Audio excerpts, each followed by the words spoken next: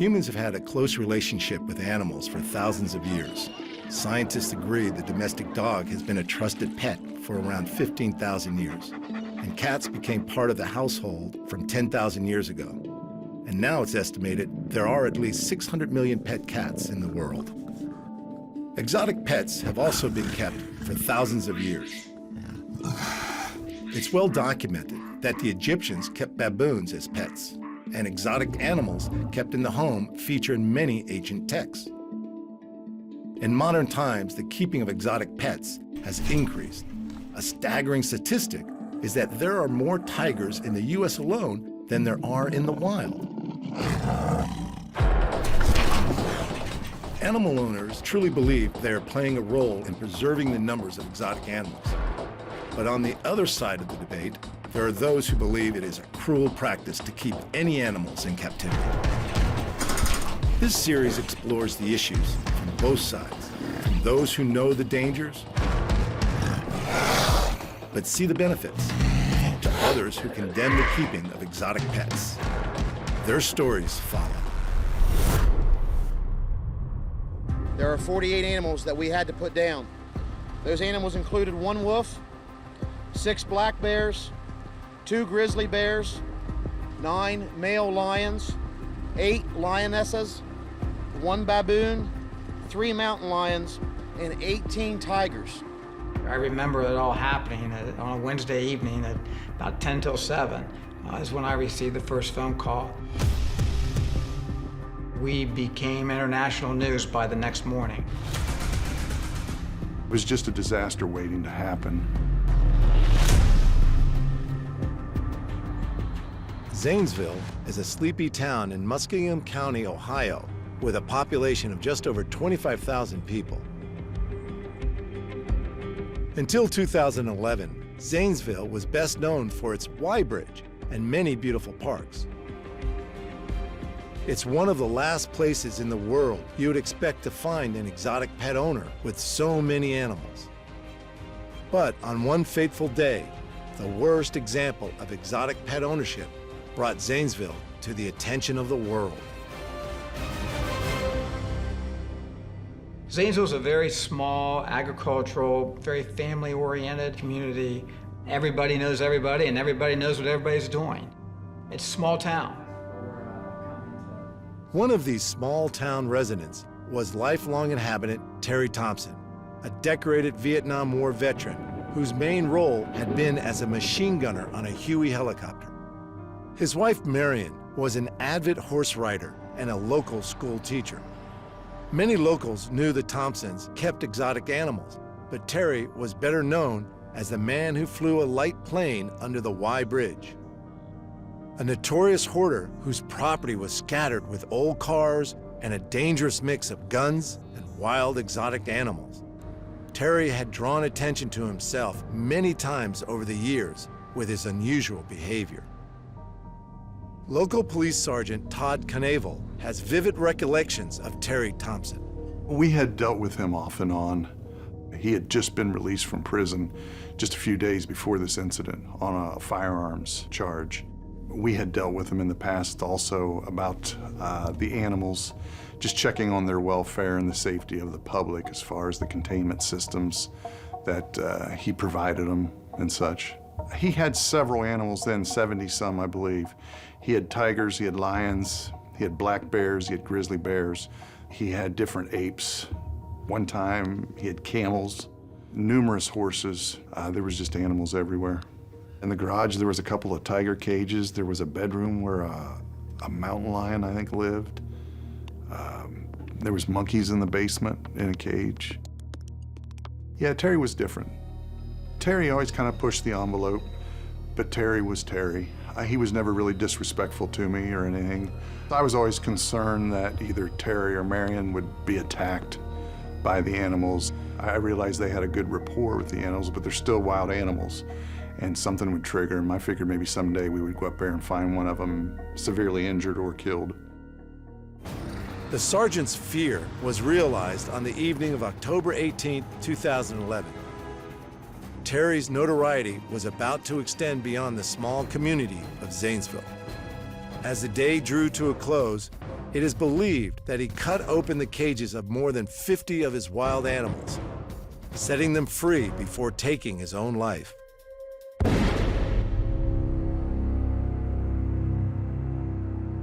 Senator Troy Balderson was born and bred in Zanesville and had been a member of the Ohio House of Representatives since 2009. This incident was a trigger for him to amend the legislation surrounding exotic pet ownership in Ohio. About a mile down the road that evening, there was a tournament soccer game going on. There could have been a lot of tragedy, and there wasn't. For the most part, no one was injured. That was one of the biggest accomplishments that I feel that came out of the situation. The next thing I saw was this black figure. It turned out it was a bear. Sam Kopchak is a retired school teacher and lived next door to Terry. That evening, he was out in his own yard attending his own horse, Red, when he saw Terry's horses acting strangely. I saw the horses that were over there. There's probably about 60 horses I estimate that they had. They were going around a circle. And I said, well, they're not supposed to do that. Something's going on, you know. Then Sam saw something even more out of the ordinary. I actually got Red up there by the corner.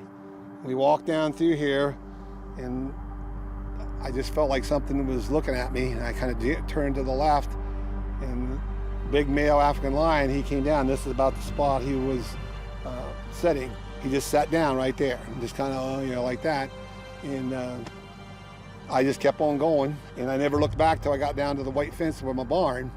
And then after I was down by my barn, he was pacing back and forth on the fence. As you can see, this is like a 7-strand, not a barbed wire, just a smooth wire. And if he wanted to leap over that, he was big enough that he could have leaped over that fence. What Sam soon realized was that the lion was just the beginning of what was about to unfold. So I actually saw like 6 animals.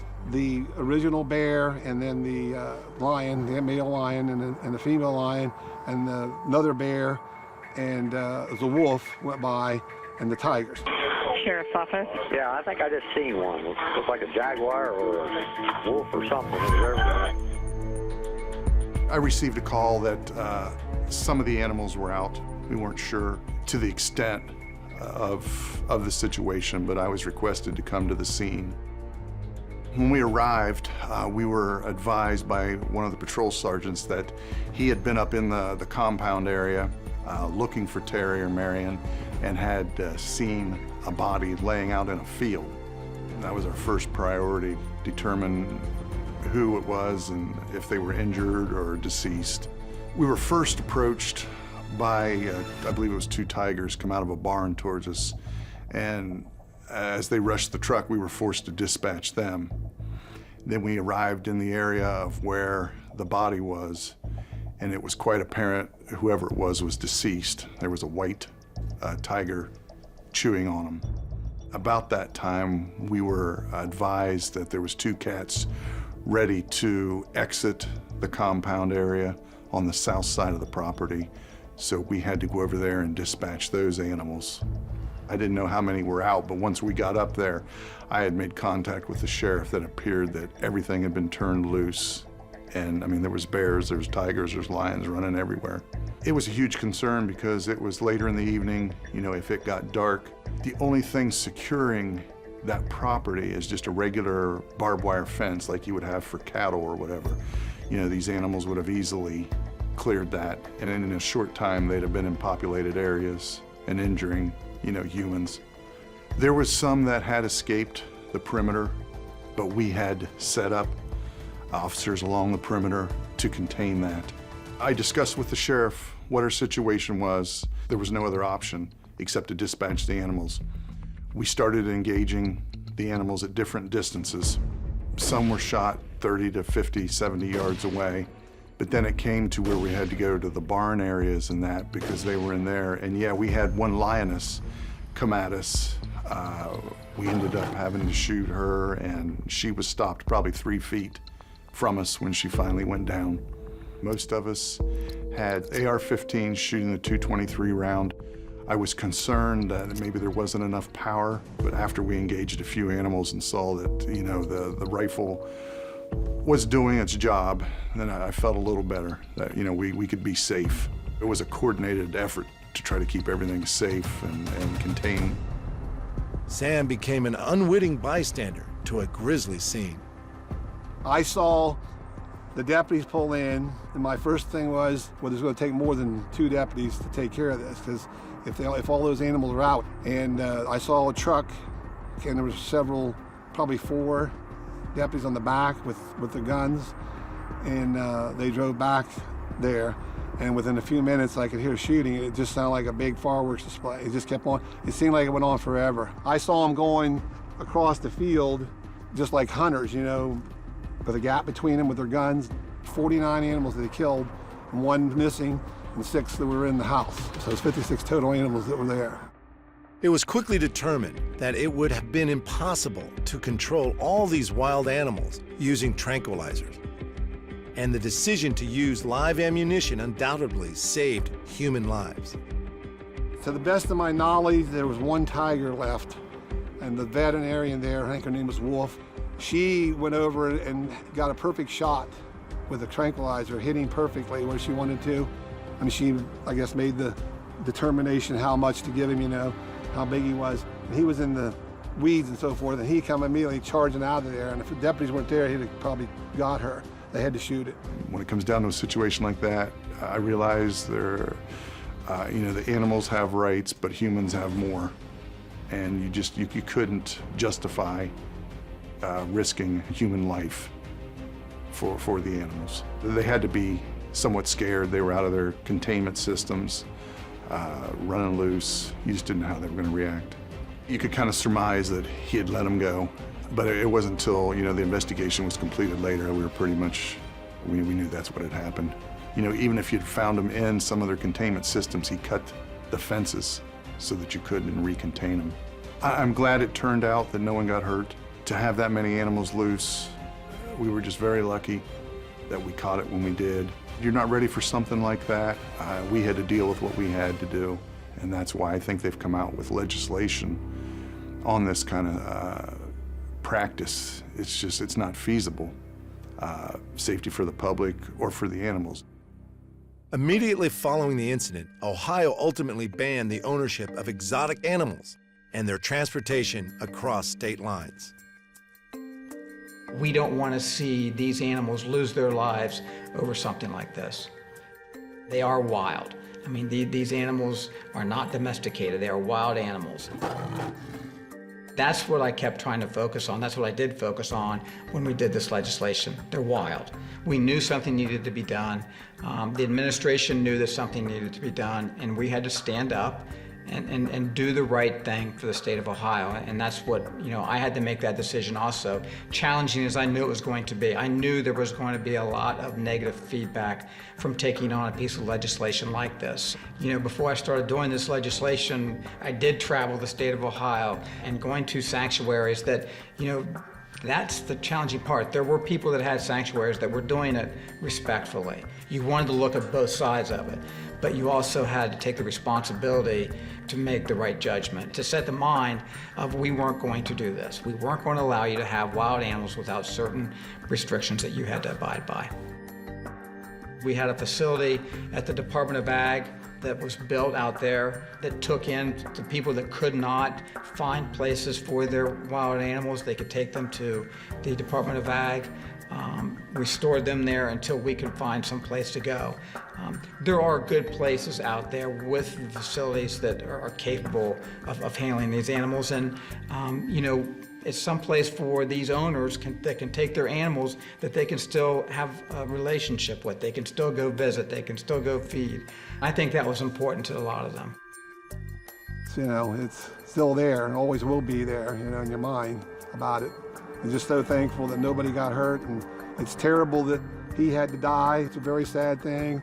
All those animals are buried back there along the road where they buried them. I mean, they dug a big, put them all in there.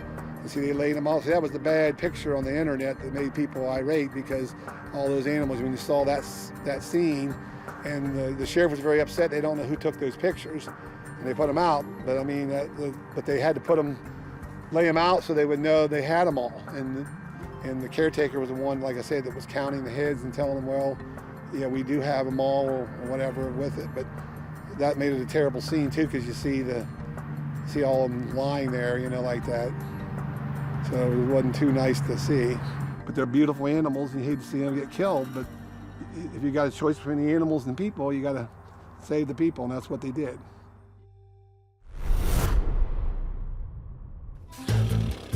Exotic pets take all shapes and forms, and often the owners have an incredible and very special bond with their animals. And this is undeniably the case with Lisa. Oh, baby monkey. You see this little itty-bitty baby. It's cute as can be. But that little itty-bitty baby is gonna tear you apart.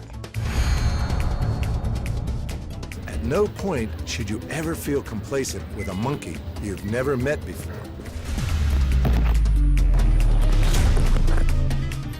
This monkey was only after the owner's camera, but it's an intense reminder this is a wild animal. If you buy a monkey, be prepared that you are gonna get attacked.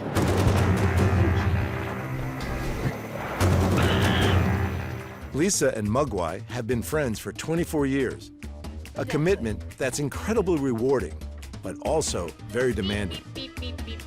Unless you're an educated monkey owner, you're in for a disaster.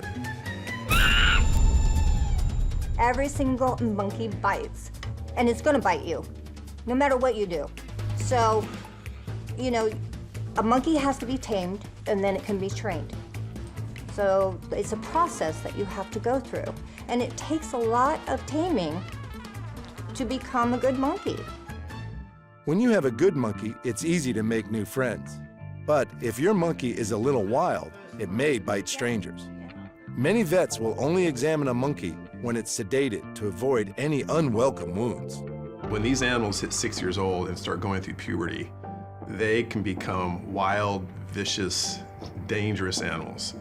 You know, the training that they've often learned, the domestication they've learned at that early age, that pretty much goes out the window, and you're dealing with literally a whole different animal. Monkeys frequent the tourist circuit in Thailand, and they may seem super cute, but you always need to keep your guard up and pay attention to what may become aggressive behavior. Don't be deceived by their so-called friendly antics. These monkeys are wild. A lot of these animals carry diseases that are communicable to people. They're called zoonotic diseases. And a zoonotic disease is any disease that can be transferred from pet or animal to person. And some of the diseases are quite serious. Non-human primates carry herpes and monkeypox and Ebola. So again, if you don't know what you're doing, sanitation, care, so forth, then that's something that you can take on, or a family member or a friend who's visiting, because the disease is now spread around your home. You have to step back and look at all that's involved, do your research and education, depending on the pet and what's involved. The take home here is never should it be taken lightly, owning an exotic pet, regardless of the size or the species. We still have monkeys in the United States that are carrying disease. Probably only a third out of the 40,000 monkeys out there and growing each and every day, they are not vaccinated. We've been vaccinating these monkeys for years and years and years. And we do a serology test to screen everything imaginable that they could possibly have. This isn't a pet for someone keen on owning a low-maintenance animal. Monkeys can be a handful. She's very calm though. She'll sit and she'll watch a movie with you, have some popcorn. She doesn't get into a lot of things. She used to when she was 2, 3, 4, 5, 6, 7. So over the age of 12 to 13, then they really start to be a part of your life. Capuchin monkeys reach maturity around 5 years, at which point their personality can become even more demanding and potentially aggressive. If you're the prime carer, you really need a lot of training to make sure the relationship stays on track. She is 8 pounds. So that 8 pounds coming at you full force, that's a lot of monkey there. Really, seriously, it's a lot of monkey. She's strong. A monkey on the attack is a situation to be avoided at all costs. However, for Lisa, this inherent wild animal instinct saved her life. They're very smart, yes. I was attacked. I came home from work and I was attacked in my garage, and my monkeys saved my life. A man had grabbed me from behind. Inside my house, on the second floor, they have their 2 monkey rooms. And if it wasn't for all 4 of them that came downstairs and attacked him, I probably wouldn't be alive today. All I gotta do is give her one sign, and it says she becomes the wild animal that everyone sees. I love her to pieces. We are 2 people that are inseparable. Capuchins are most notably renowned as pets of organ grinders, and were in fact introduced as exotic pets from their home territories of Central and Northern South America. These mischievous rascals certainly kept the audience entertained. Plus, they had the ability to carry a cup around to collect money. From this, their popularity grew for those wanting an unusual pet. There's pros and cons where exotic pets are concerned, because our biggest problem is the caretakers and owners that own them don't have the education that they need. Lisa has trained around 3,000 to 4,000 monkeys, often referred to as the monkey whisperer. Lisa is the go-to person if your monkey is misbehaving. When I take her to train other monkeys, she helps. You know, it's great for the other monkeys to see that they can actually be loved, that they can be touched without being hurt. Or, you know, the mistakes that these owners make by using gloves and using weapons and the shock collars and things like that. I mean, it's still going on today. Owning a monkey is a commitment for up to 30 years or more. While capuchins are the most intelligent of the New World monkeys, in the human world, they are like toddlers. But that's how naive these people are. They think that they're humans and they can treat them as humans, but they're wild animals. They have to have a habitat, not a little tiny bird cage, a habitat. So they can be free. They can jump, they can climb, they have things to do all the time. Muggy's surrounded by so many. You know, they need their own kind to be able to communicate, to socialize, to groom each other. That is a healthy animal in captivity. I have a huge facility. A lot of people have come to my door and dropped their monkeys off. A lot of them came that way, and all the monkeys that are there have either been injured, they've been rescued, or they've been dropped off. You have to be a very experienced person to have a primate. It's a huge responsibility. I do believe that any of the larger monkeys should not be kept as, quote, pets. But I do not call them pets, I call them companions. These devoted companions may need a lot of ongoing training, but just like humans, they are always capable of a little monkey business. I studied animals. I studied monkeys, their data, the brain waves, their anatomy. And because they're so human, you open her up, she's just like me. You know, so it's so beautiful, a creature that can do anything that we can do. I mean, she started my van, and her and Madeline ran it into my house in the garage. So this is how smart they really are. You know, you cannot turn your back. Mugwai may be a troublemaker at times, but she also knows when to be well-behaved, especially when there's the opportunity to go toy shopping for her birthday. But first, a quick sketch as a thank you gift. After all, Muggy is a very polite little monkey and doesn't want to turn up to any event empty-handed. Her name is Mugwai. Mugwai. Hi, Mugwai. Happy birthday. She'll be 24. Oh, 24, that's amazing. What? This is for you. She painted it. Oh, are you kidding me? That is awesome. Outstanding. Oh, nice. Thank you. That is really cool. She painted it. Ron may not have a monkey in his store every day, but he's certainly keen to help Muggy find the best present she's ever had. Yeah, we're good. Let's go shopping. You like that one? No interest in that one. No? Okay. No. When it comes to shopping, Muggy is a girl who knows what she wants and certainly loves all the attention. Hey! You wanna check it out? Come here. Come here. Oh, Aw, look at the little princess in her chair. Here you are. Look how cute. You got a chair. You ready? Come on. Let's go. All right. You have something like this. Try as she might, Muggy's not listening to Ron's sales pitch for these toys. Up. Let's go. Up, up. All right.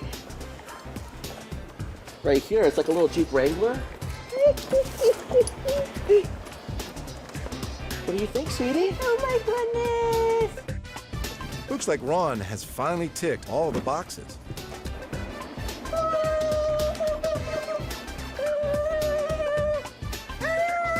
Back up. Ding, ding, ding, ding, ding, ding, ding, ding, ding, ding, ding. Ready?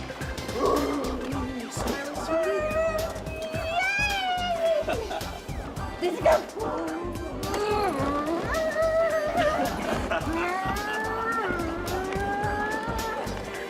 One, 2, 3. Are you a thrill seeker? Thrill Seeker Yellow doesn't seem to hold as much appeal. However, the scooter looks like fun. Okay, hang on. Got a good grip of us? Ready? You got a steer. Yeah!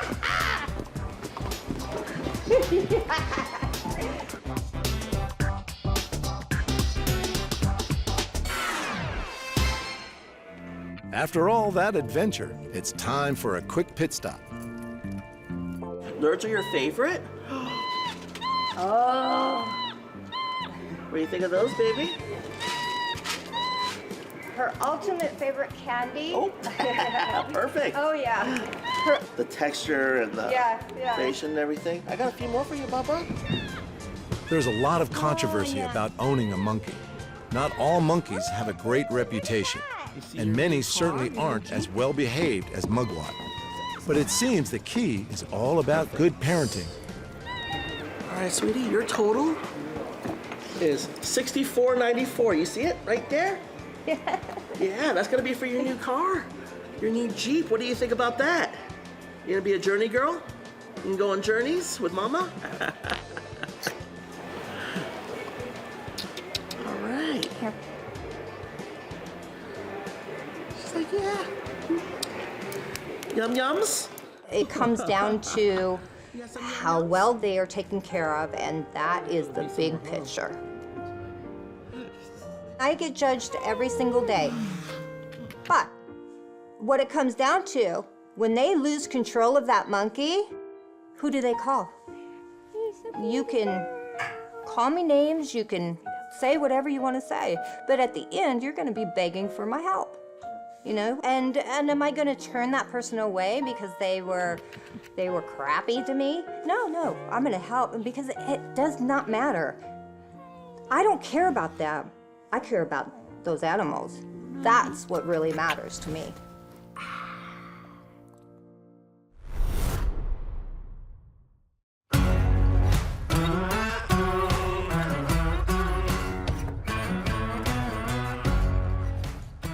The Greater Wynnewood Exotic Animal Park in Oklahoma hosts some of the country's most interesting big cats, and is home to star personality Joe Exotic. Originally, I was born in Kansas, grew up in Wyoming, moved to Texas, was there 16 years, and ended up here when my brother got killed in 1997. We built this facility as a memorial to him because his dream was to go to Africa. I've been doing this 32 years now. Started actually almost 16 years before I moved here. And that's what me and my brother had, was an exotic pet store. And that was where I got my first lion, 16 years before we started it. I have built myself my own prison, because you can't leave here. I went to Walmart 3 years ago, came back and one of my staff members lost an arm. 911, what's your emergency? Hey, this is Bobby at the GW Zoo. I need a helicopter. I've got an employee that was attacked by a tiger. and he's hurt bad. Is it care flight, I guess? We have air back here. Okay. I will have them head that way, okay? Okay, thank you. You're welcome. That's something that I never, ever want to see again. So I've never left here since. It's a potentially fatal attraction, but Joe's captivation with predatory animals has persisted. Animals has always been a fascination to me. I picked up sick animals when I was little and pretended I was a vet and nursed them back to health, so it's just kind of something I've been born with. The showman side. You know, it's just because I say what most people are thinking, and they're too scared to say it, and I have fun. Anything I do, you can give me a bowl of Cheerios and a glass of milk, and I can motorboat around that bowl all day long. Entertaining, I love to entertain. 'Cause I saw Tiger. Joe's love of entertaining has led him to pursue many careers in the spotlight, which have seen him adopt the stage name of Joe Exotic. Most recently, he's combined his passion for exotic animals with his successful country music career. Singing is kind of an escape from reality to me, and I can write songs about how I feel, the way people act, misery, happiness, and that's just something that I use for an escape.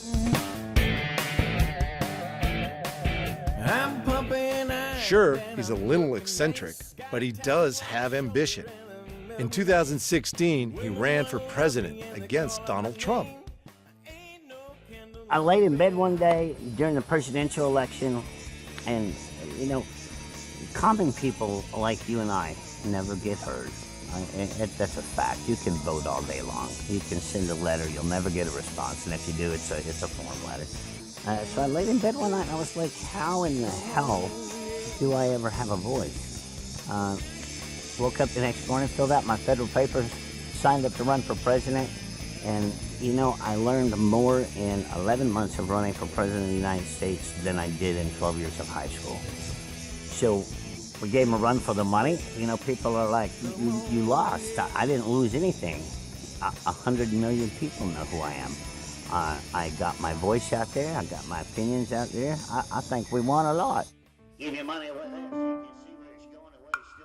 Joe's first love, however, has and always will be his animals. The first time I rescued a tiger, and I still have her. She's 27 years old. That was my first real connection. And when you help something, there's a much different connection there than if you buy something and try and make it a pet. Taking unwanted abused animals, I have a whole lot more sense of being able to work with them. I'm like their savior, and they know that. We are here to educate the world, entertain people, and take care of animals. I don't like the word sanctuary. We're a zoo. We're open to the public. We buy, sell, breed, take in unwanted animals. There's everything here. We have 450 plus animals. We have everything from Michael Jackson's alligators to Steve Martin's chimpanzees to just John Doe's tiger out of his backyard. We have a diverse family of animals of all kinds and people of all kinds. People ask me every day, well, how do you train these tigers? I don't train my tigers. I walk among my tigers. And if they want to be petted, we pet. If they want to be loved on, we love. If they're laying over in the shade or the sun, and they have their ears back and they just want to be left alone, they're left alone. The American Veterinary Medical Foundation states that once in captivity, no wild or exotic animal species should be re-released into the environment. For many of Joe's animals, his zoo is their final home, and he believes this is the safest place for them. The only safe place for an animal in the United States is in a cage, in a zoo, or somebody's yard that can properly care for them. Unfortunately, society in today's world won't allow even a rehabilitated animal to be turned back loose in the wild. We just had a bear in Oklahoma a couple months ago, a wild bear, come up on a lady's porch in town. I said, what do? They kill it.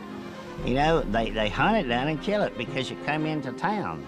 And this is the most important thing that I hope anybody gets out of anything that I'm saying is animals in the wild have no rights, none whatsoever. We trash our oceans. We build cities in our wetlands and our mountains. We took away their habitat. But if you properly care for and you don't take away from the wild, I believe any animal that's bred in captivity, you have a right to own it as long as you take care of it. While animals like the black bear are native to the States, other animals such as lions and tigers have been imported, making their care and welfare once they arrive a hot topic. The placing of exotic animals in wildlife sanctuaries and the motivation behind doing so is a highly contentious issue.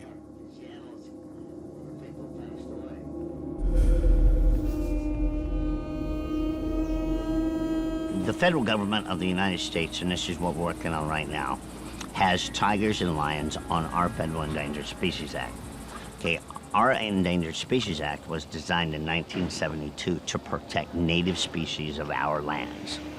Tigers, lions, kinkajous, orangutans have no business on our endangered species list. Okay, but put them on our endangered species list, what that has done is, you know, private citizens are not allowed to possess, own, breed, interstate commerce, which means sell across state lines or anything like that.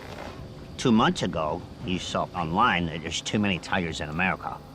A month later, we put them on the Federal Endangered Species list. In the meantime, they ship a circus tiger in from Peru to America and 13 lions from another country. Somebody's got to make up their damn mind. Have we got too many in America? Do they belong on the endangered species list in America?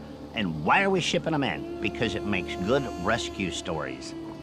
We rescued a tiger from Peru, and we need to raise $33,000 to care for this damn thing. And they euthanized it 6 months later because the money train ran out. As yet, there's no central database or requirements for exotic animal owners to record and report on the disposal of animal bodies. The recommendation is for the bodies to be cremated to ensure animal parts don't find their way onto the black market.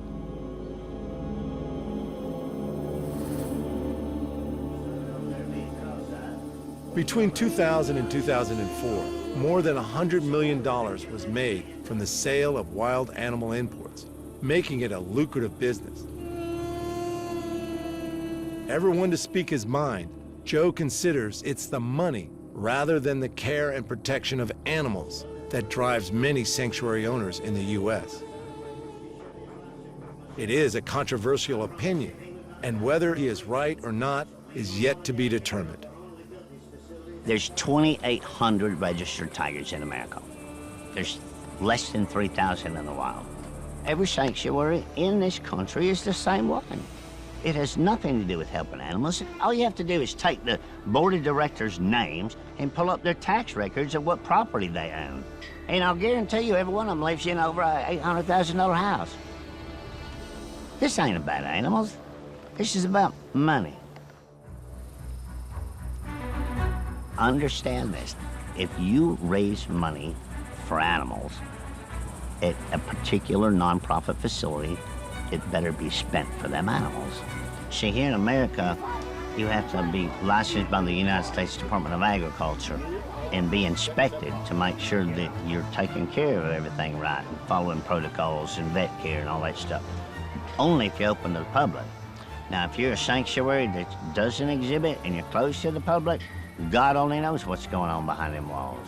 Okay, and see, that's another problem with most of these sanctuaries and these organizations is they want animals in sanctuaries with no contact. How would you like to be thrown in jail and never touched or never loved on?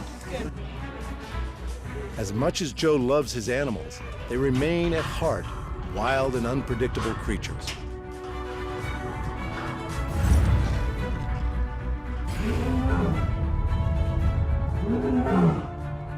Some of Joe's most dangerous residents are his bears, and he knows all too well the potential risk of keeping these unpredictable animals in close proximity to humans.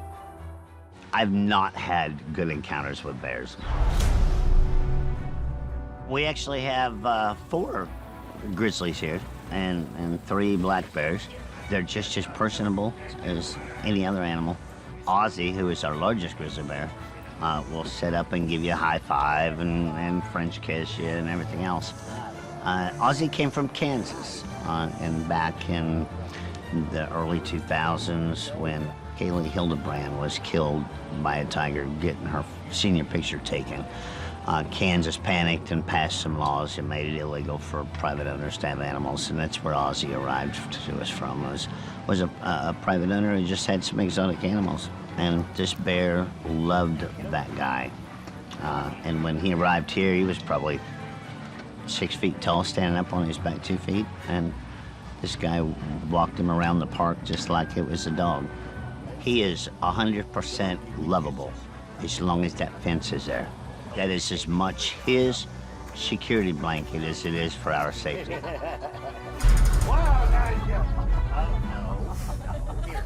I've been in with him. He's 100% different bear. He weighs about 1,400 pounds.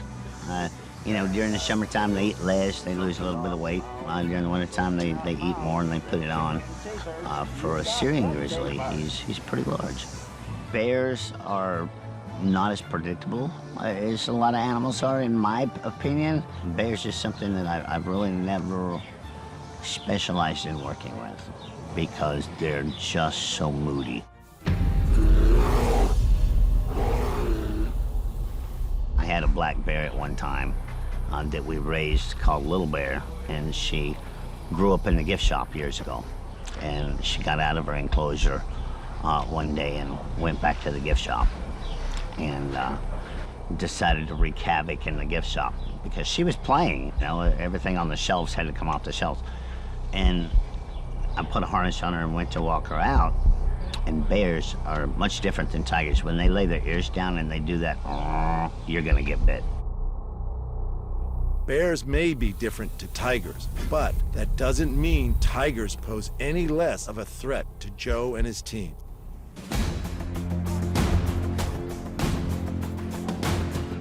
There's days they don't feel good. There's days they woke up in a bad mood.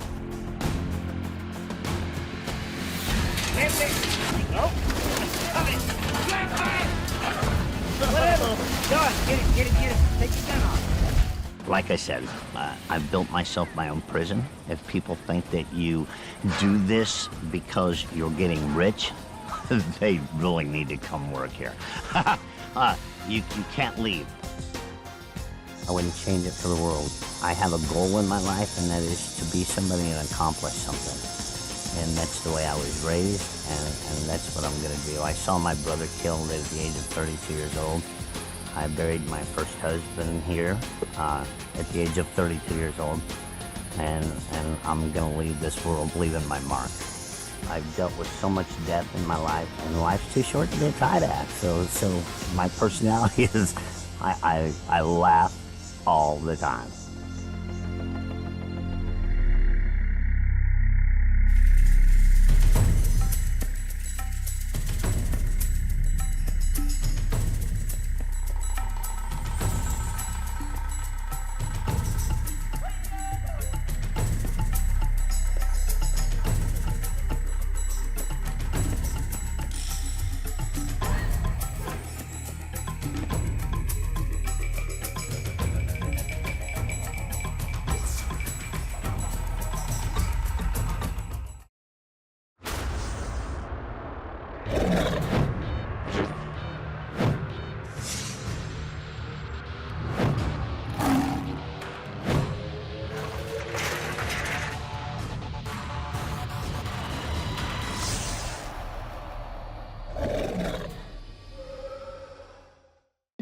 Humans have had a close relationship with animals for thousands of years.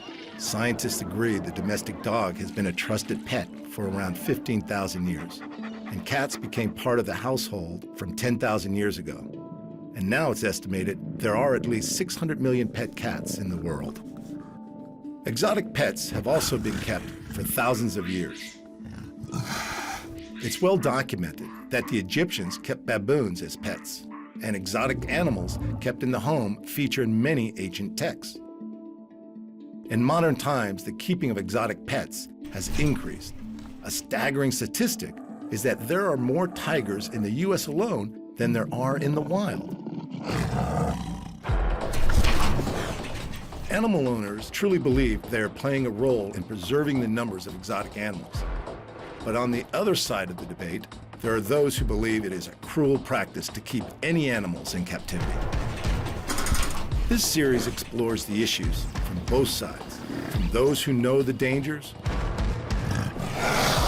but see the benefits, to others who condemn the keeping of exotic pets. Their stories follow.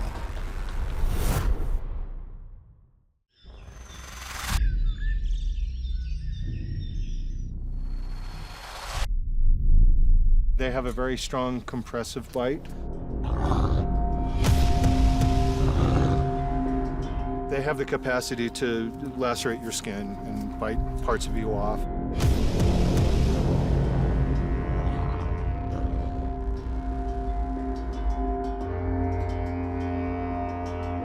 Wolves are natural predators, and working with them is not for the faint-hearted. Chris Edrington from Steve Martin's Working Wildlife trains wolves for film and television. We supply animals for the entertainment industry. I used to call it the film industry, but that's sort of antiquated. It's work in front of a camera where someone is paying us to film an animal that's part of content that somebody else is selling. I would say 90% of the work that I personally do is in front of a camera that way. Mark, stay. Stay. Good boy. Depending on the economy, sometimes 10% of the work or more will be event related. America's funny that people have disposable income and somebody occasionally wants a lion at their party or a wolf or a baby animal of some kind.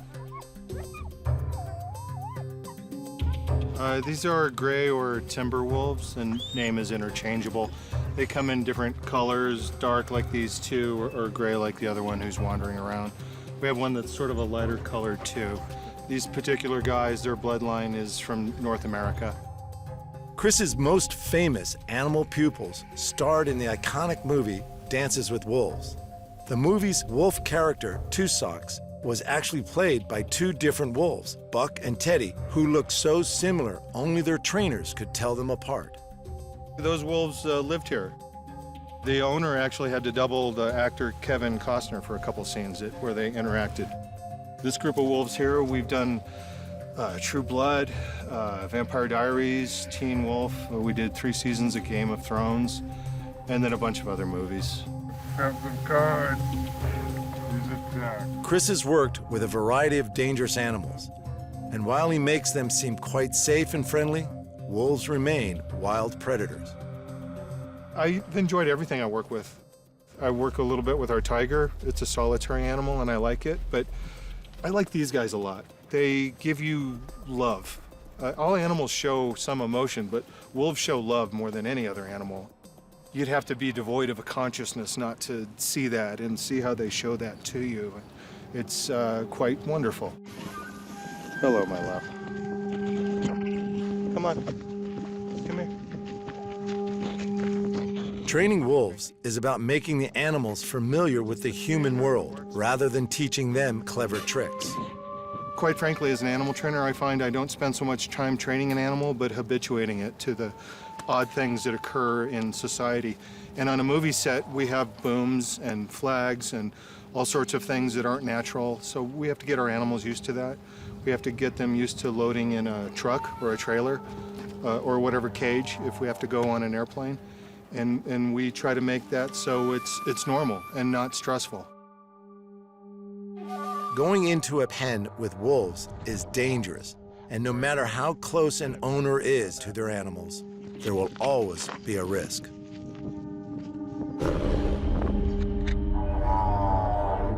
The two black guys here are a part of an older group. When we got them, we had a lot of film projects at the time, and they worked a lot, and we just happened to build a really good rapport. The other wolf, he's just 2, and so he hasn't worked quite as much, and I don't have as good a rapport with him as these guys. I can still work with him. If a filmmaker wants to shoot with him, we'll go do whatever we have to. But these guys have known me better, and I've done more with them, and we've traveled more places. And they're older, too, so they know that I'm the source of fun more. He's a young punk. In a couple more years, he might be standing over here because he knows that the rubs are good, and maybe we'll go for a walk out into the universe. Dog trainer and canine behavioral specialist Michael Chill is known for his expertise with wolves and wolf behavior. Dogs absolutely evolved from wolves, and they share 99.9% of the same genetic makeup. They can interbreed and make fertile offspring, so that's really, from a species perspective, that proves a close relation. Our adult dogs have the similar behavior to a 5-month-old wolf. Our adult dogs are social with strange dogs, typically, are still eager to learn, have a prey drive, but not a serious enough one to really do that much hunting and killing. Our wolves evolve beyond that. Once they become adults, they will accept their own family members, but they're highly aggressive to outside wolves with which they are unfamiliar.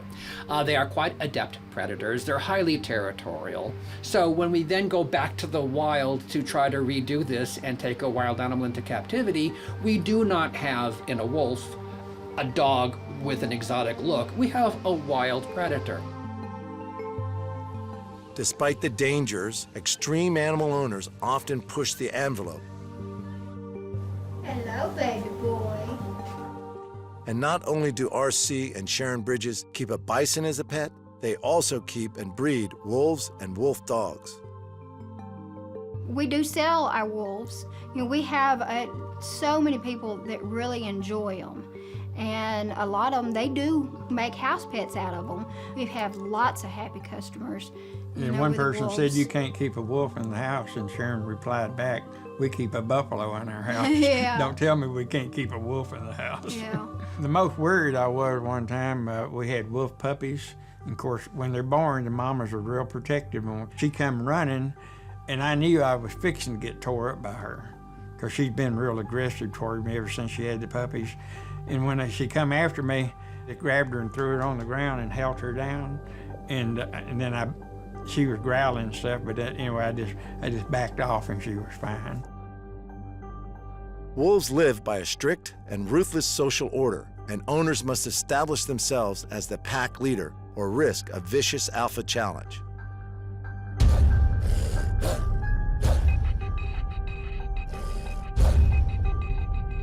RC, of course, as the dominant male of the family, he takes charge, and whenever he feels like he's comfortable with me jumping in, because he won't let me jump in and do anything without his okay first.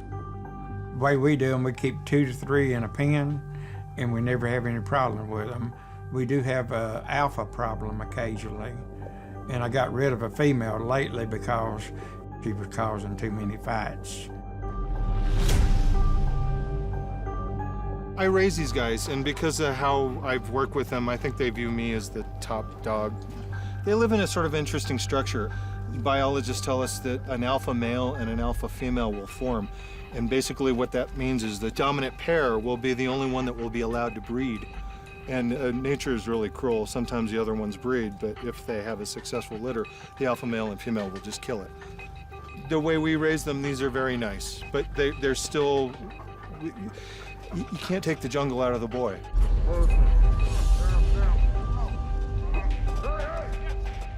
Nature designs them to be a certain way, and they're wild animals. Therein lies the difference between a domestic dog and this wolf. Even though this guy is just rolling on his back and I'm rubbing his belly, he's still a dangerous animal. With a bite that can break bones, wolves may look just like exotic dogs, but can they make good pets? I work with them all the time. I see them every day. No, they're horrible pets. I would never bring one to my house because I know they would be enthralled by my leather couch, and they would perforate it with holes. They would rip up my carpet. They would tear down my blinds. I have faith that they would do that. I might be able to get them not to do that when I'm there, but if I walk away, I have faith that they will completely destroy everything when I'm not there. Conversely, when I've had domestic dogs, I train them so that I could trust them. We've basically trained our wild animals not only to behave, but just to be able to convey safely around society. But yeah, no, the wild animals I work with, I would never recommend as having as a pet. Well, personally, for me and RC both, for us, I think it's great. But it's, with these kind of animals, it's not meant for just anybody to pick up and say, okay, I want to make them a pet. You have to be really dominant. You have to be their leader. If you're not going to be top charge, then no, then they're not going to be safe for a pet. In spite of the danger, many, including RC and Sharon, still believe that a 100-pound predator can make a good house pet. We bring all the wolves in the house.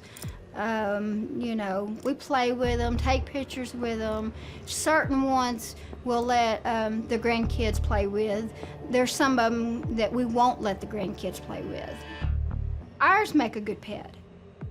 Just like all animals, depending on how they're raised from beginning, really, is what makes good pets. When I got in the wolf business, I thought I had a mean animal coming to me. And it wound up being the sweetest animal I've ever been around. And we always hear the stories about the big bad wolf. They're just unbelievably a gentle animal. I do think they're dangerous when you let them run in a pack.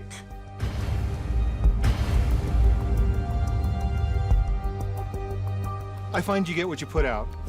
Conversely, if you have a child, a human, and you put it in a closet and 10 years later open the door, what are you gonna have? If you have a bear or a lion or a wolf and you raise it appropriately and you get it used to the trappings of humanity and you take it everywhere and you teach it things and you love it, you will have a great animal that's capable of safely operating with other people in human society. Don't let their looks deceive you. Wolves may resemble the family dog, but they are an apex predator, capable of taking down large prey and causing serious physical injury and even death. If you're going to house a wolf and they were able to live in a wilderness area and come back to visit, but they certainly weren't put in a captive situation, that's kind of ideal. My wolves became my wolves because people thought they could turn them into dogs with proper training and found out the hard way, doesn't work. You cannot train a wolf to be a dog. The debate about whether circuses keeping exotic animals in captivity is right or wrong is gathering momentum. And circuses themselves are in a situation where they're having to consider their future and how their life could change. Regardless of your position on the subject, circuses are still traveling from town to town, entertaining enthusiastic audiences. Would that all change if the exotic animals were no longer there? Jan is the matriarch of the Stardust Circus, which tours around Australia with exotic animals as part of the show. Her family has been working with the animals for generations. Really a family affair, the whole circus. There are 28 people on, counting all the babies, of course. This circus is family-run, and most of them have grown up working with exotic animals. It's a life they've always known, and they treat their animals as part of their family. It's a pretty good life, really. But what's it like to work in a circus with exotic animals? We have the only 2 remaining circuses in Australia now with exotic animals, and we have both. We have 6 lions, 5 monkeys, and that's all in the way of exotics. The others are pigs, goats, dogs, horses. These animals have been born and bred in captivity, so they don't know any other life. So it's not like they've been plucked from the wild and suddenly they're, you know, living this life. It's not that at all. And people don't seem to understand that. They seem to like the life they've got. I guarantee that. The wild isn't as great as what people make it out to be either. In the wild, a lion can live up to 14 years. But at the circus, the lions can live up to 25 years without the stresses that come from living in their natural habitat. Yeah, we treat them like family. They are our family. When we move to each place, they come first. They're set up before anything else. So to make sure they've got all their comforts of home, and even to the point if it's a hot day, the lions have their air conditioners turned on, and if not, they lay out in their yard and snooze all day, and they have a bit of a life of luxury here. They don't do any hard work of any sort. And they don't have to worry about where their next meal's coming from. The circus is regularly inspected by the Royal Society for the Prevention of Cruelty to Animals to ensure they comply with all the necessary regulations. A lot of councils have banned the grounds for exotics because the animal liberationists tell them so many lies about what we do to our animals, which doesn't happen at all. And they can make up some doozies of, believe me, some of the stories they tell them. And God, we'd be in jail if we did half of what they tell them. Jan has bred several lions over the life of the circus, which has provided an interesting story to the taxman. We had cubs living in a caravan. They had a little bed under the table. And I'd say to them, righto, go to bed. So I had some paperwork on the table. And it was, my husband had the tax return sitting on there. Well, it fell down under the table and it got all chewed up by the cubs. We had to send it in like it was, put it in with a little note that these were chewed up by lions, you see. And so I was singing after it. I bet they thought, no, we've heard everything now, every excuse in the book. This one will take the cake. Public safety and the safety of the lions is a high priority for the circus. And there's a double fence around the lions area for added protection. We have barricades around and all that, and the lions do get locked away at night. We have security right around them with the caravans, so our own people are there all the time, 24 hours a day. And we very rarely ever have anybody come around that want to get in with the lions. If they do, they probably get eaten. No, I'm joking. They'll probably lick them to death. The lions can be found lazing about in a large fenced-off grassed area to the rear of the big top, oblivious to the debate surrounding them. With social change, circuses are now under intense pressure from animal welfare groups that say it's cruel to keep animals in captivity, that they shouldn't be kept in small cages. This is the cages that they can't turn around in. They're not big enough, aren't they, Glenn? They can't turn around in these. Cramped up in this. Some of it's funny. If it wasn't so stupid, it'd be funny, but they come out with some weirdo things. These lions have lived like this since they were born at the circus. They have never been in the wild, so this is the only life they know. They are well looked after and safe from other predators and human encroachment to their natural habitat. Matt has worked with the lions since they were cubs, so they have built up an amazing level of trust. He spends up to an hour a day with them, training and the occasional cuddle. You can sense Matt has a special bond with his lions. His partner, Winona, is well aware of the dangers Matt faces every time he goes into the ring with the cats. I feel like he's pretty safe, but it still is a bit of a worry. They are lions, so, you know, you never really know. Hopefully he's aware at all times of what's going on, so he's, you know, they do love him, but, you know, sometimes you just never know with animals. Matt has total respect for the lions in his care, and he knows when he enters the training area, there are 6 lions moving around him. He knows he can never drop his guard around these powerful predators. When you're working with lions, especially if there's more than one in a cage, you need to make sure you know where they all are at all times. You need to know what they're looking at and where their focus is on.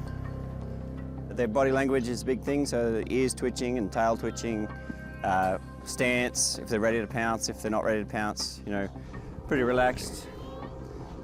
So you just got to watch their eyes. Their eyes is a big thing. Usually you can tell from their eyes what they're thinking.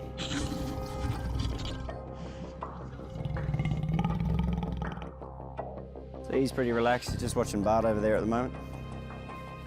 But they're all pretty good. They all have their own personalities and moods, and sometimes they're in a good mood and sometimes they're not. And as long as you are paying attention, it's pretty safe. Hello, boy. He's beautiful. There is a lot of trust between the lions and Jan. Putting your hand inside a lion's cage is something that Jan doesn't recommend. I wouldn't let any strangers do that. We know them pretty well and how far you could go with them. If they were not in a really flash mood, I wouldn't do it, but that's very rare. But now and again, just the other two bigger males will have a bit of a barney with each other about who's going to be the boss of the females.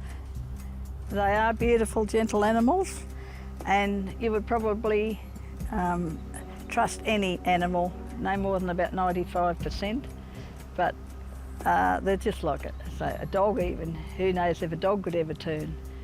So far, the lions have been relaxed, but there is a change in mood in the training area between two of the males, and we get a glimpse of what lions are capable of. There's always that very, very, very slight chance, very slight. But so far, they've been really good.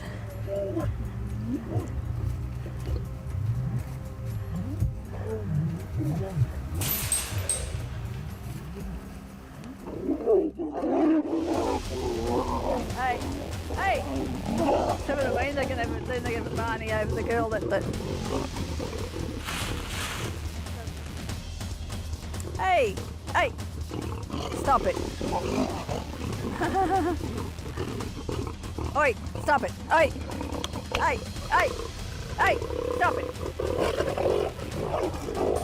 Stop it! They have a little barney every now and again. They don't do any damage to each other. Just for something to do, I think. After the dust has settled and the brief altercation is over, the victor lies next to the female, while the jilted male looks across. Today, mating season has a winner and a loser. He's a pretty good-natured lion, Hulk is. Very, very calm and relaxed usually. Not much scares him, so that's always a good thing. Some lions are very jumpy, which makes it hard to work with. Usually if they're like this, it's fine, but it doesn't mean it's going to stay like that. Something could get their attention out there and they could just run to chase that, or someone could bite him on the bum while I'm playing with him. So I've got to be ready for everything. You right there, buddy? You right there, bud? You right there, mister? Yeah, you big goofball. You big goofball, hey? Yeah, you big goofball. Not everyone agrees that keeping exotic animals in captivity is good for the animals. But Jan maintains they have a good life and are treated as part of the family. Well, this is their air conditioning unit, so on a very hot day, the air conditioning goes on, so they're, boom, up into there and sprawled out. They've got little ledges and shelves up in there too that they sleep on. They like to go high. We hand raise them. They live in Glenn's caravan for the first 6 months. My wife can't handle the smell.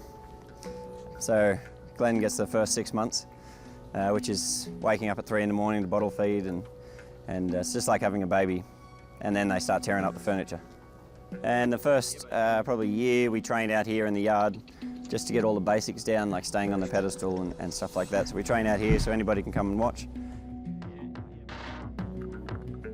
Every day, it's just playtime in here. Here's just neutral ground, in there I'm the boss, we do the jobs, and out here is playtime, so.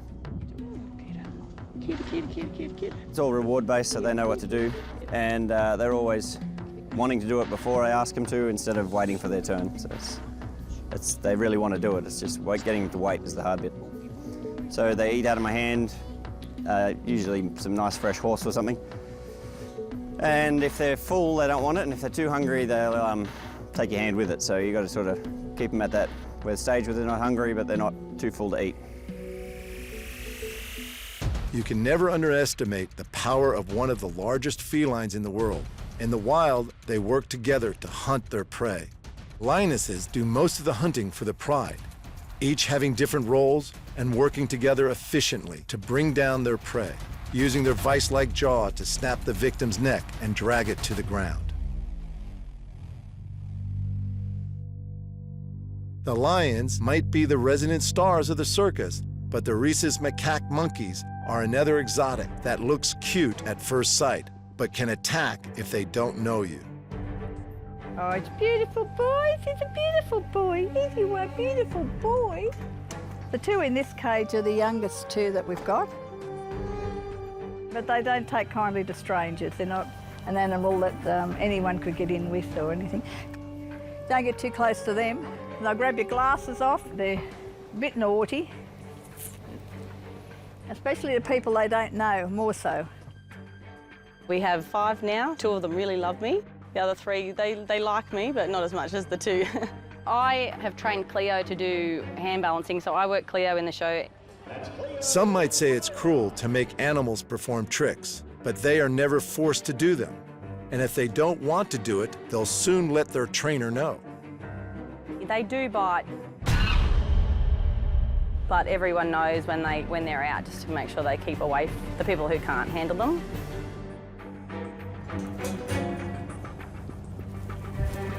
According to Matt, Reese's macaque monkeys are charismatic, but they also have a vicious streak. So you need to think on your feet when working with them. So you just got to sort of work with whatever they're willing to put out. They have a short attention span also, so you can't work too long with them. So when you're training, you do a couple of minutes here, a couple of minutes there, and they'll tell you when they're fed up, and so you move on to something else. They get bored pretty quick.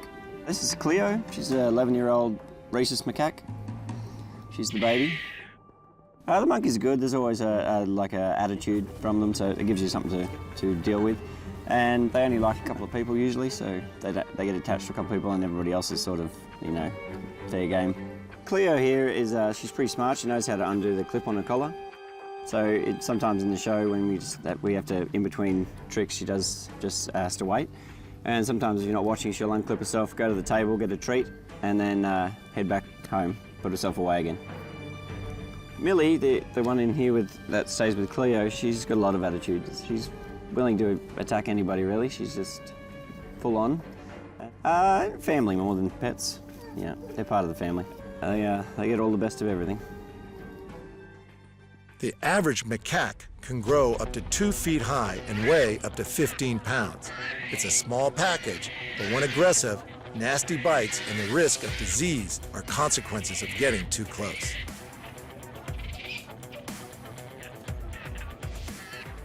Well, they're not really wild. They've been with us their whole life, but there is still the instinct in there. Animals don't think like humans. You know, that's where the people go wrong. Animals have their own thought processes and their own way of doing things. So to us, like something we would think is nice, they think is you just letting them do whatever they want.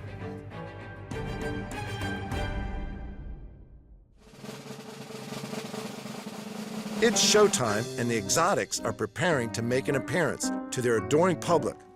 There are preparations that need to happen in the ring to make sure everyone is safe.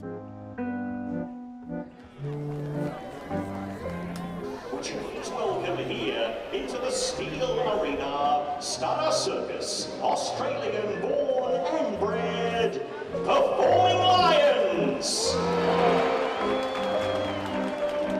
Jan and her family enjoy sharing these animals with the public.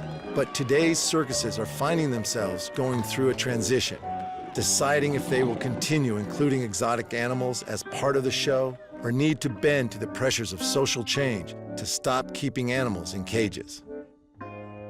These could be the last of the lions at this circus. They will not be breeding any more of them, so once these unique animals have retired, it is unlikely there will be any bred lions thrilling the audience. Time will tell as to how circuses with exotic animals will evolve under the big top in the years to come.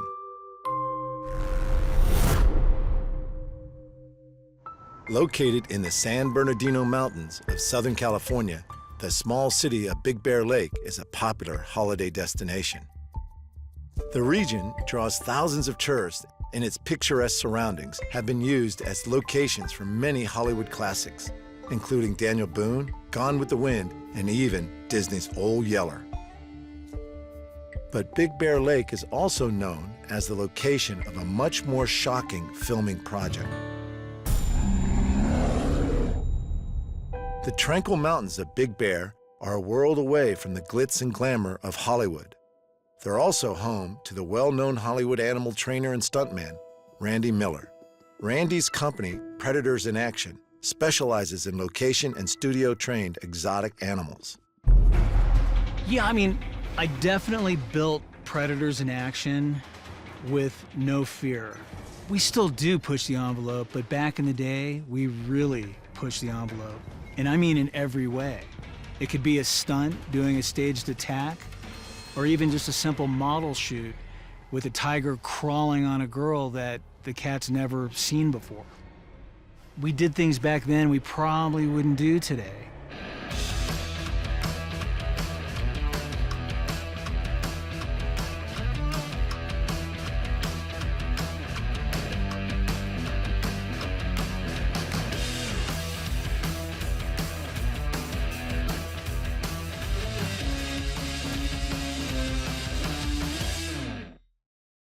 Drawn to animals from a young age, Randy's family was in the seltzer business, and during the 80s, he helped turn the family business into a $100 million a year company. He lived an extravagant lifestyle and used his successful business fortune to indulge his childhood dream of owning big cats, bears, and other exotic animals. Back in the day, I had great resources to, accommodate these types of animals and to just to get the permits and permission to have them. Basically have them with me wherever I go. And that's really what I did. We built a house in the Hollywood Hills with a 3-story glass cage. It was designed, for big exotic animals. I didn't have any animals live there full time. I had a place out in the desert where I kept all my animals. And I used to bring them in to visit while I was in Hollywood, just so I could always have my animals around. When the family business went bankrupt, Randy was forced to find another way to both earn a living and keep his dangerous pets. He turned his eccentric hobby into a career and began supplying big cats, grizzly bears, and wolves for big-budget Hollywood movies and high-rating TV shows. His signature stunt was the staged attack, where his animals staged realistic but harmless attacks. He created a unique and potentially life-threatening product. My staged attack was not taught. Nobody teaches you that. It was developed back in those days, like in that house with that glass cage. I used to wrestle my animals and play with them. I mean, the reason I used to wrestle and play with my animals was because of the joy I got out of it and the fun it was. But the animals bond so much stronger when you have that kind of interaction. They just do. I mean, the key to an animal's heart is to play and have fun. And those lions and tigers, bears, they love to wrestle and play. So I think most of us wrestle and play with younger animals. As they get older, it becomes much more dangerous. My whole staged attack developed out of playing with these animals as they matured and just learning how to control it.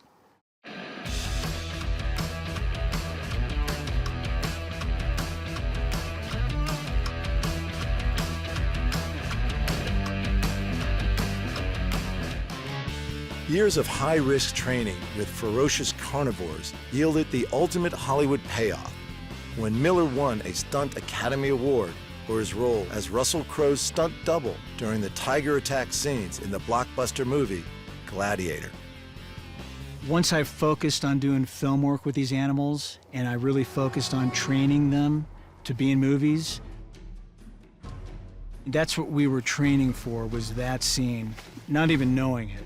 But I mean, I would say our whole career put us there. That tiger was raised its whole life to play out all that action you see in that scene. The lunging, the jumping, the snarling, and that staged attack. I got bit on that show. There were a lot of staged attack scenes, and it required a lot of takes, over and over. Attacks from the back, attacks from the front. While filming one of those attack scenes, Tara, the tiger I was using, ended up grabbing the wardrobe, which was leather. So she grabbed it, and she got possessive over it, is what happened. And she ended up biting. She tried to take it from me, and she bit through it and put a hole in my arm. So at that time, they cut and said, hey, we got it, done. Went, undressed, got out of wardrobe. They bandaged up my arm, and then a PA comes in and says, "Hey, the main camera broke. We don't know when the film actually broke, so we got to go out and refilm all that." Like the special effects camera. They got me back out there. They put a steel plate over the wound, and we started doing it again. And the only reason I was able to continue doing that attack after getting bit pretty bad was I understood why she bit me. You know, she wasn't really biting me. She didn't go after me out of anger. She went after the wardrobe and got possessive over it. Between 1990 and 2011, there were over 300 incidents involving captive big cats in the U.S. 20 people were killed. Over the same time, captive bears killed 6 and injured 61. Working alongside predators is never 100% safe for the humans involved. American Humane is responsible for making sure that the work is safe for the animals. Our job is really just to make sure it's done well. Our primary mission is to oversee, basically police, the care, the safety, the humane treatment of the animals while they're on set. The others want to debate whether it's philosophically okay to use these animals. So when I'm asked, you know, should these animals be used, look, we could sit here for 3 hours, 4 hours, and probably not arrive to a decent answer. But when I tell you, look, my job is to make sure that the animals that are participating, are being used in these environments, are cared for properly, that is really our job and our mission. Big cats, grizzly bears, and wolves are popular movie stars, and they're all capable of removing human limbs in seconds. Even a monkey can cause serious lacerations and injury. Strict safety protocols are always in place, but when dealing with unpredictable natural predators, safety measures aren't always 100% effective. You know, on the good sets, in my experience, on the controlled film sets that hire the right people, who care for their animals, who've had the time, put in the time to train them properly and go through all the preventative measures. In instances like that, I think it's very safe. I think it's very controlled and safe. Now, as it often is, it comes down to hiring the right people, right? Getting the right team around you. Because if you get someone who doesn't have the experience, you're gonna be in trouble. One thing with my line of work, we have developed one of the best safety protocols there is. I mean, you need a fast plan if something goes wrong. And we all learned, even with that, the ultimate price can get paid, you know? These animals are capable of taking somebody's life in a matter of seconds. So in my position, knowing that, anybody handling these animals, not just owning these animals, but working around these animals, should have the education and experience to participate in stopping or helping save somebody's life if there's an accident or an attack taking place. Many exotic pet owners raise their animals from babies, building a strong bond and creating a sense of trust. It can be easy to forget that such majestic and affectionate creatures can also be ruthless killers. There could be this false sense of security there where you believe it's safer than it really is. Fire department emergency, how can I? Hi, Brian, I'm with the transfer. She's at Onyx Summit. We're on Rainbow Lane. He's bleeding from his leg heavily. Hold on, ma'am. She's at Onyx Summit off of Rainbow Lane. There's a bear, we think it's an animal attack. Okay. Yes, or a bear attack. Bear attack. Until you've experienced, you know, what can happen, how fast things can change, you don't really have a clue. You know, and unfortunately, it takes a tragic, you know, accident to really experience what I'm talking about. A bear attack, okay. He's bleeding heavily from his neck. We're trying to get him into the car. We need someone here immediately. And, you know, you do this long enough. You know, I know people that have been doing this for generations, and you talk to guys that have been doing this for a long time, you know, we've all experienced something. In 2008, Randy's cousin, Stephen Miller, was fatally wounded while shooting a promotional video at Randy's Big Bear property. Stevie's co-star and killer was a 700-pound, 7.5-foot grizzly bear named Rocky. The attack was swift and completely unexpected. We weren't ready for what happened. That's how fast it is. That's how fast it can happen. I mean, if you actually time it, once it started, it was like 3.5 seconds. It all happened really fast. So we stopped it, and actually Stevie appeared to be okay. We later learned it was a fatal bite, one single bite. 5-year-old Rocky had been trained to wrestle humans and was best known for his appearance as Dewey the Killer Bear in the 2008 film Semi-Pro. Stevie wanted to wrestle Rocky. You know, he had experience in the past. Rocky was a great candidate for wrestling somebody that, you know, wasn't doing it all the time. The authorities deemed it an accident based on the injuries. They could tell by the injuries what type of attack or bite took place. They ruled it a single bite in Rocky's case. Although that single bite left a profound scar on Randy, incredibly, he still lives with and cares for Rocky the bear. A lot of people love animals and say they love animals, but some people, like myself, love them so much they have to be with them. And I think that's the difference. You know, it's easy for somebody to criticize what we do, but they may not have that same desire. I know from experience, I have that desire. That's more important to me than anything else. Keeping my animals, caring for my animals' welfare. I mean, that's what got me into what I do. You know, it really is. It started out as a hobby, and it turned into a profession. You hear about an animal that attacks somebody that had never, you know, had an incident in the past until that moment. And that was the moment with Rocky. Working so closely with these types of animals, owners develop a close relationship with an animal that, in the wild, would see them as prey. Perhaps surprisingly, American Humane's Quan Stewart sees that bond as beneficial for the animals too. This gets into a very big ethical debate. You know, should these exotics be in film? And, you know, if you have the right people with the right expertise, it can provide the right long-term care for these animals. Yes, I think it's okay. A lot of these animals are domesticated at a very young age. They're used to human contact. They enjoy human contact. I mean, there's a reward there, you know, especially with a creature that could take your life in a matter of seconds. You know, maybe part of that starts, you know, from the adrenaline rush you get with it, but there's a lot more to it than that. There really is. You know, these animals do show affection. And exotic cats, I've always said, are the most affectionate creatures on Earth. And they are.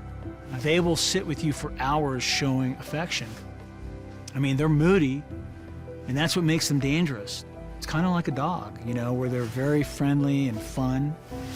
And it usually takes a while before you see their instincts come out, but eventually they will. And all these animals get possessive, and it might be something you didn't see until that moment.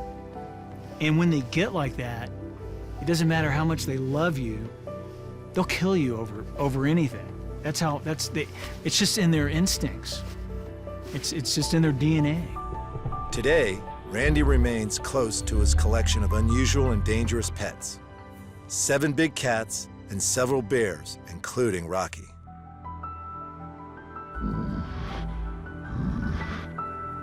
I can tell you this, if you put somebody near one of these animals, there is a chance something could go wrong.